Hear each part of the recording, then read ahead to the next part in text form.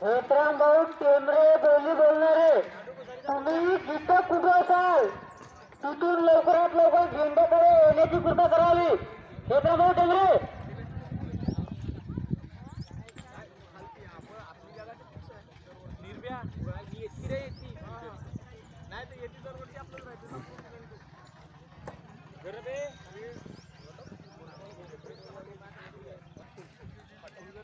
अंदर जा, अंदर जा. एक बाहेर नको, फेस टू फेस काढ. कोणतं हे का? हो समोरचा काढ, मग मागच्या नको काढू.